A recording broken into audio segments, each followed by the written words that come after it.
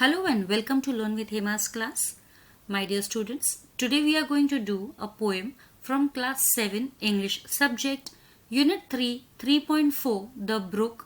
The Brook is written by Alfred Lord Tennyson, where the brook itself tells us about its journey, that is from where it starts and where it meets the river, where it ends its journey. So this poem is a very beautiful poem written by Alfred Lord Tennyson. Lot of prepositions are being used over here. There is a particular rhyming scheme also used over here, and an entire journey can be said how different sounds are made by a river, by a flowing river, what different sounds are made. So different names have been used for the sounds made by water, flowing water, and what all things we can find in the flowing water, and how these small streams of water, rills you can call them, you must have learned in geography, rills, and how they come together to form this stream, a big stream, and how this stream again meets the big river. So brook is nothing but a rivulet, एक छोटा सा river. Brook is nothing but एक छोटा river जिसे हम कह सकते हैं, a rivulet, and this brook then meets the bigger river. So from where it starts, ये ब्रुक, छोटा सा ब्रुक जो है, पानी का जो छोटा सा झरना हम बोल सकते हैं या छोटा सा स्प्रिंग टाइप, वो किस प्लेस से स्टार्ट होता है और कहाँ पर जाके मिलता है, ये पूरा जर्नी हमें इस पोएम के थ्रू पता चलेगा. और आगे बढ़ने से पहले एक चीज मैं आपको बता दूं कि इसके जो क्वेश्चन आंसर्स का लिंक है वो आपको डिस्क्रिप्शन बॉक्स में मिल जाएगा. एंड आगे बढ़ने से पहले एक रिक्वेस्ट मेरी हमेशा रहती है आपसे, वो है इस वीडियो को लाइक करना, और अगर आप मेरे चैनल के लिए न्यू हैं तो इसे सब्सक्राइब कीजिए और इन वीडियोस को अपने फ्रेंड्स के साथ में भी शेयर कीजिए जिन्हें इनकी जरूरत है या जो ये पढ़ रहे हैं. तो चलिए पढ़ते हैं. आई कम फ्रॉम हॉर्न्स ऑफ कूट एंड हर्न, I make a sudden sally and sparkle out among the fern to bicker down a valley. This stanza means I come. I यहाँ पे कौन है? ये first person I is the brook. The brook itself ना, brook खुद अपनी journey के बारे में बता रहा है. तो I is who? I is the brook. I come from haunts of coot and hern. Haunts is a place where particular person lives for a long time. लंबे समय से जो वहां रहता है या वहीं का हो गया है, दैट इज कॉल्ड हॉर्न्स. कूट एंड हर्न आर टू वाटर बर्ड्स जो पानी में रहते हैं नॉर्मली. हर्न is a European heron, European bird heron जो है उसे हर्न कहा गया है. तो ये दोनों ही बर्ड्स है, बर्ड्स के नाम है. तो यहां से जहां पर ये कूट एंड हर्न रहते हैं, इस जगह से ये जर्नी स्टार्ट हो रही है. एंड ये जैसे ही स्टार्ट होती है, I make a sudden sally. Sudden means quick and sally means journey.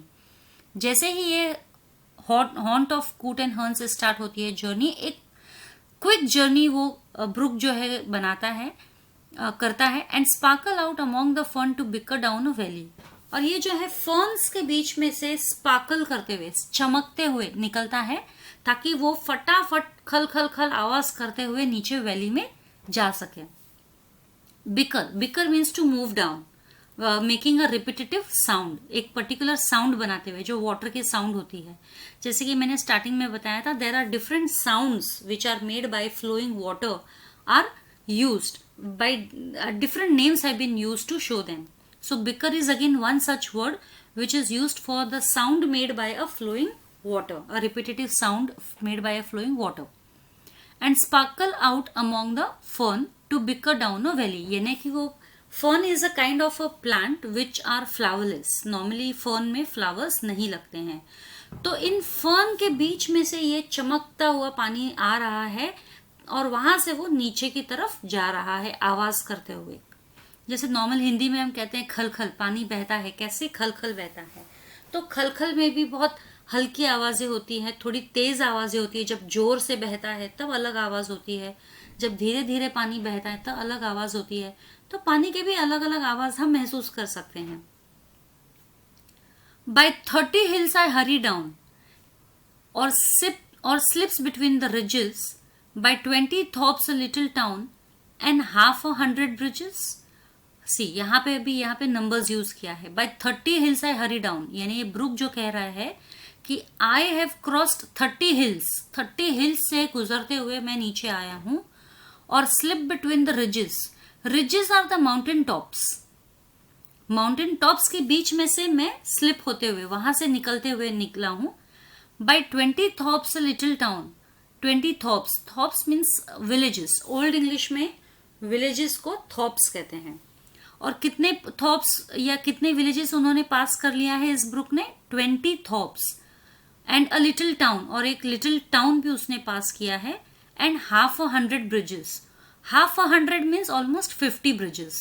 See the numbers are used over here in this stanza, second stanza, and half a hundred bridges, यानी almost 50 bridges भी मैंने cross किए हैं।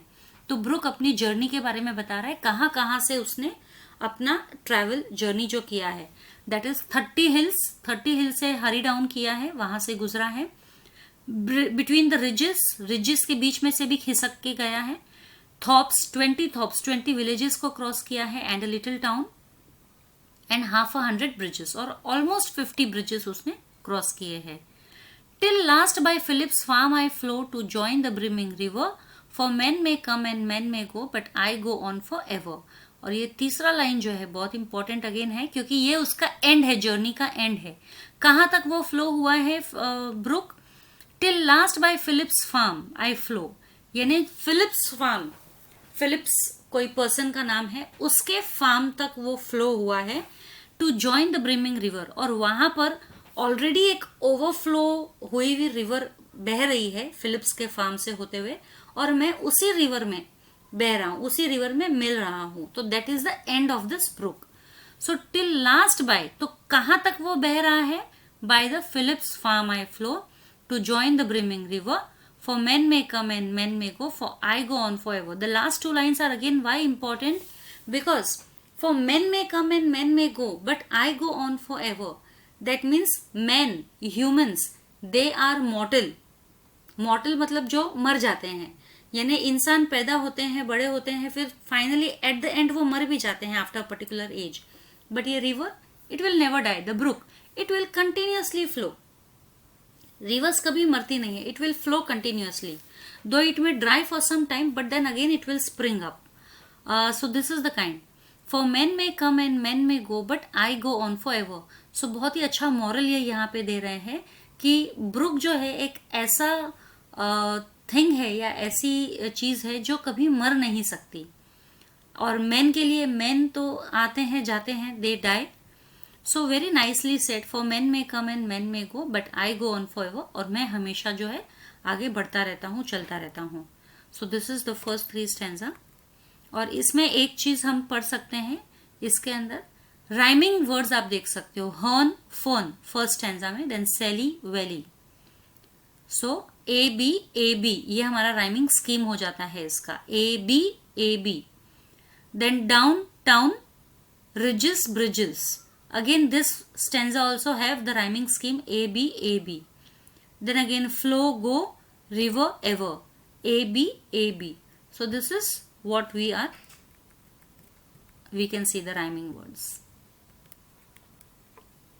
Okay, next, I chatter over stony ways in little sharps and trebles, I bubble into edding bays, I babble on the pebbles. अभी यहाँ पे देखो वापस से, again the noise which is made by the water is used, some words which are used for noise of the water are used.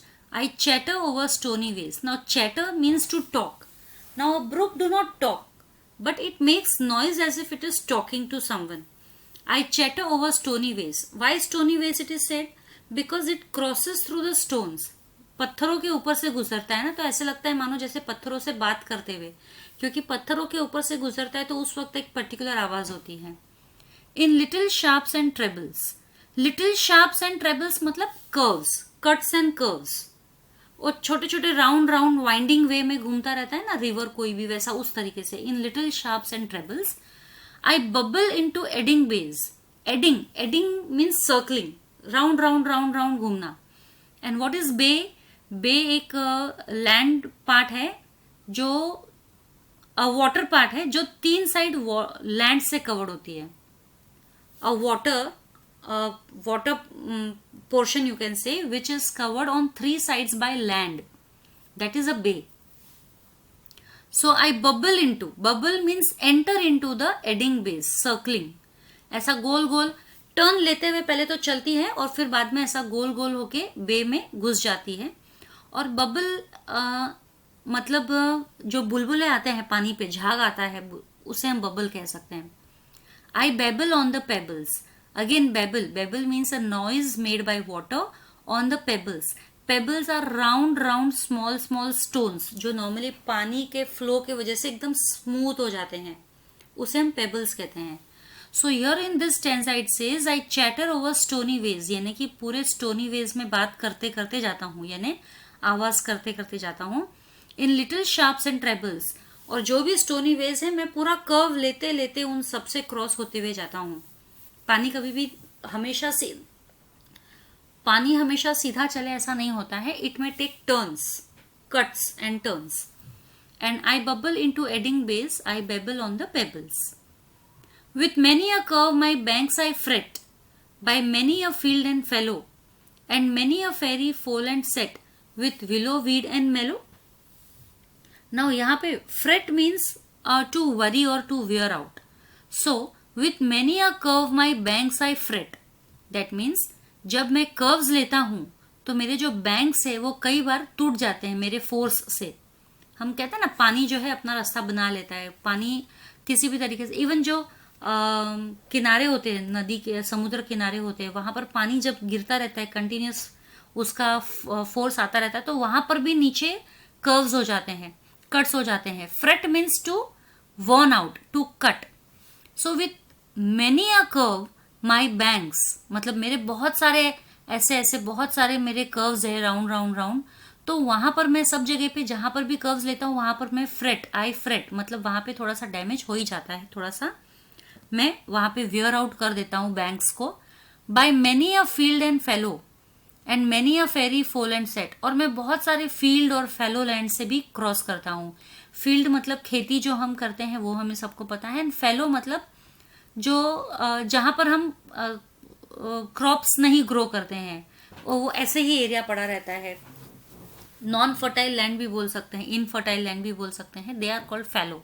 Fellow means where crops are not grown. So by many a field and fallow, तो इन सब जगह से मैं पास होता हूँ. And many a fairy foreland set, और ऐसी बहुत सारी जगह से भी मैं गुजरता हूँ जहां से मानो एक बहुत ही ब्यूटीफुल प्लेस बन रहा हो. फेरी लैंड हमें पता है, ब्यूटीफुल सीनिक होता है, सब जगह एकदम हरियाली, mountains and greenery, everything that we can see over there. So ऐसी जगहों से भी मैं गुजरता हूँ जहां पर एकदम सीनिक ब्यूटी है. विथ विलो वीड एंड मेलो. Willow weed is a type of plant. With willow weed is a type of plant, and again mallow is a plant with purple flowers. Again तो ये दोनों plant है. तो इन सब fallen जहां पर बहुत सारे विलो वीड और मेलो है, यानी कि ये प्लांट्स है, तो वहां से भी मैं गुजरता हूँ. सो मैं जहां से कर्व लेता हूँ वहां कर्व्स को तोड़ भी देता हूँ, और बहुत सारे फील्ड और फेलो लैंड से गुजरता हूँ, बहुत सारे फेरी फोल एंड सेट से गुजरता हूँ जहां पर ये विलो वीड एंड मेलोज होते हैं. I chatter as I flow to join the brimming river. और मैं बहुत ज़्यादा बोलते गुजरता हूँ, जहां से भी गुजरता हूँ चैटर करता रहता हूँ, यानी आवाज़ करता रहता हूँ. To join the brimming river, और आवाज़ करते करते मैं उस ब्रिमिंग रिवर को ज्वाइन करता हूँ. Again the same thing is repeated. Philips farm वाला ब्रिमिंग रिवर जो हमने ऊपर पढ़े थे अभी. For men may come and men may go, but I go on forever. See again the last two lines are repeated for poetic effect.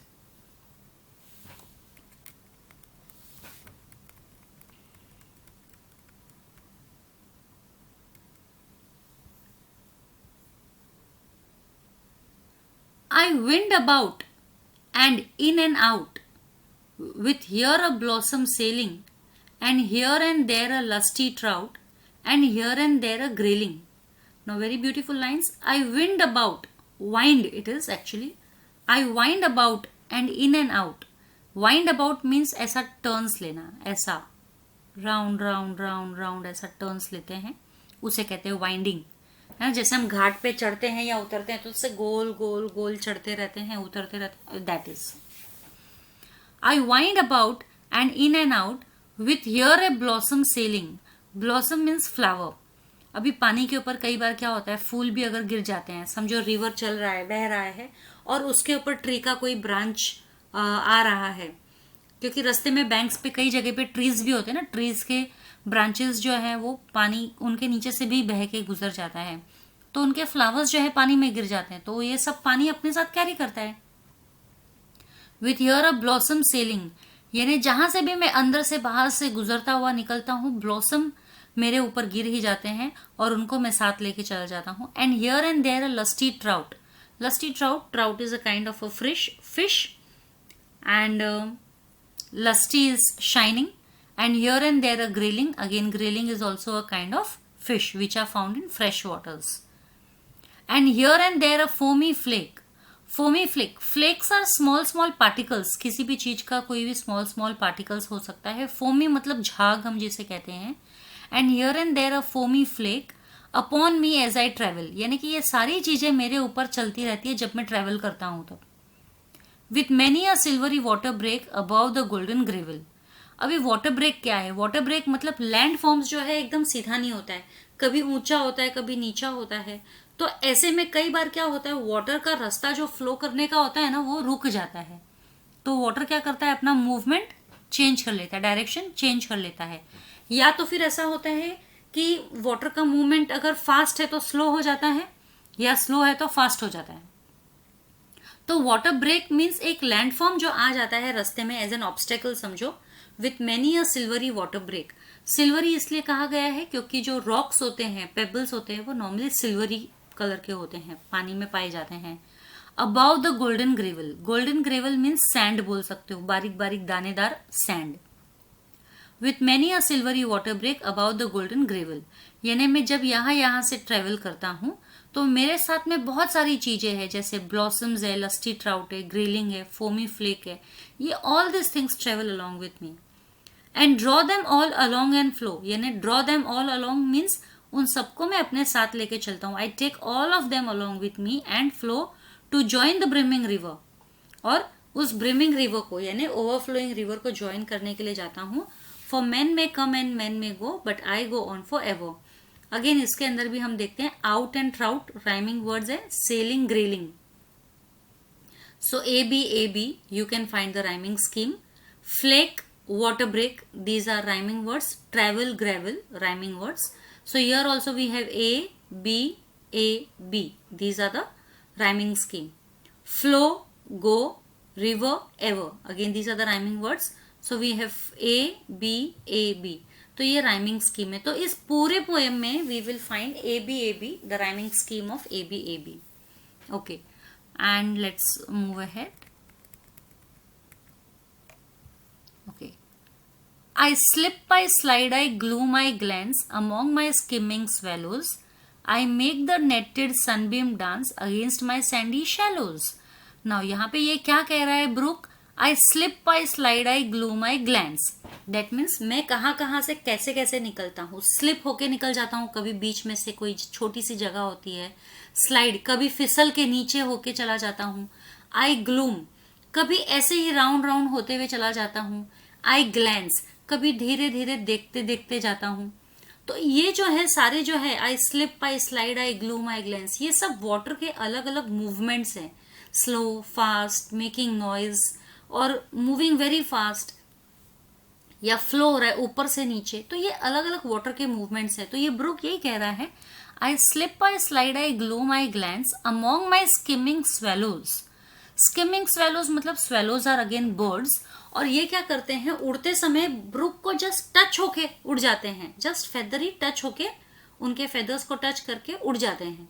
मतलब पानी के अंदर स्विम नहीं करते हैं, उड़ते हुए आते हैं, पानी के सरफेस को टच करते हैं और वापस से उड़ जाते हैं। अमॉन्ग माई स्किमिंग स्वेलोज मतलब मैं जहां से भी गुजरता हूँ, स्वेलोज भी कहीं ना कहीं आके मुझसे मेरे सरफेस को टच करके चले जाते हैं। I make the netted sunbeam dance against my sandy shallows. And somewhere what happens due to the plants ना branches जो ब्रुक के ऊपर फैली हुई रहती है, उसके वजह से, और जो सन शाइन करता है और सन रेज उस पर गिरती है, तो वो एक शेप, पर्टिकुलर नेट का शेप फॉर्म हो जाता है रिवर के ऊपर। और वो नेट का शेप मानो जैसे डांस कर रहा है, क्योंकि रिवर वाटर कभी भी स्टिल नहीं होता है, river water keeps flowing. So this netted sunbeam जो है वो भी मानो जैसे it is dancing on the river. Against my sandy shallows, against my sandy shallows, sandy shallows मतलब सैंड तो जो रिवर बेड में नीचे होता है सैंड, शेलोज मतलब ज्यादा डीप नहीं होता है, सैंडी शेलोज, इसीलिए ये वर्ड कहा गया है कि हमको टॉप से, जब सरफेस से हम देखें तब हमको बॉटम का रिवर बेड एकदम दिखाई दे clean. So I make netted sunbeam dance against my sandy shallows, तो वो सनबीम मेरे बेड तक, रिवर बेड तक वो दिखता है, और जैसे मैं मूव होता हूँ वो सनबीम मानो जैसे डांस कर रहा हो ऐसे दिखता है। I murmur under moon and stars in brambly wildernesses. I linger by my shingly bars, I loiter round my cresses.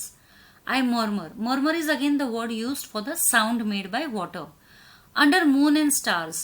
That means अभी ये नाइट टाइम के बारे में बता रहे हैं। That is जब रात हो जाती है तो चारों तरफ एकदम शांति हो जाती है, तो पानी का आवाज एकदम क्लियरली सुनाई देता है, तो मरमर आवाज जैसा कहा जाता है, तो ये एक अलग ही आवाज है। I murmur under moon and stars in brambly wildernesses. Brambly, brambles are a kind of wild berries, wild berries, और इसीलिए wildernesses कहा गया है। और in brambly wildernesses मतलब इन brambly wilders, wild brambles के बीच में से भी मैं गुजरता हूँ मरमर करते हुए, आवाज करते हुए। I linger by my shingly bars. Linger, shingly bars, bars मतलब होता है बैरियर, रुकावट पैदा करना। अगर कभी भी रिवर को कोई हम रुकावट पैदा करते हैं तो वो वहीं के वहीं घूमती रहती है, रिवर स्टॉप नहीं होती है, वहीं के वहीं घूमती रहती है, तो वहीं के वहीं एक ही जगह पे घूमते रहने को कहते हैं linger. I linger by my shingly bars, shingly means shining, और शाइनिंग बार्स मतलब जो पेबल्स होते हैं गोल गोल शाइन करते हुए, जो नॉर्मली रिवर बेड्स में पाए जाते हैं, उन्हें शिंगली बार्स कहा गया है। तो मैं उनके गोल गोल इर्द गिर्द घूमती रहती हूँ। I linger by my shingly bars, I loiter round my cresses. Loiter मतलब, लॉइटर का मीनिंग भी वही हो गया है कि गोल गोल, वहीं पर गोल गोल घूमना। Cresses is a kind of a plant, again cresses is a kind of a plant. I loiter round my cresses, तो मतलब एक ही जगह पे गोल गोल घूमना, उसे कहते हैं। And out again I curve and flow, मतलब ये दोनों जगह पे लिंगर और लॉइटर जो मैं करती हूँ, एक ही जगह पे घूमता हूँ, वहां से मैं वापस से बाहर निकल जाता हूँ। And out again I curve and flow, curve लेकर बाहर निकल जाता हूँ। To join the brimming river, for man may come and man may go, but I go on for ever. Again ये फर्स्ट लाइन खाली हमारे लिए नया है समझने के लिए, बाकी तो सब हमें पता है। To join the brimming river, for man may come and man may go, but I go on for ever. So again, if we see the rhyming words, glance, dance, swallows, shallows. Again we have A, B, the rhyming scheme. Stars, bars, wildernesses, cresses. Again we have A, B. Flow, go, river, ever. Again we have A, B. So the entire poem has the rhyming scheme of A, B. So this poem is written by Lord Alfred Tennyson, which I have already said you. These are the meanings which are given over here. You can always study them, and you shall find the entire workshop along with some extra question answers in the link.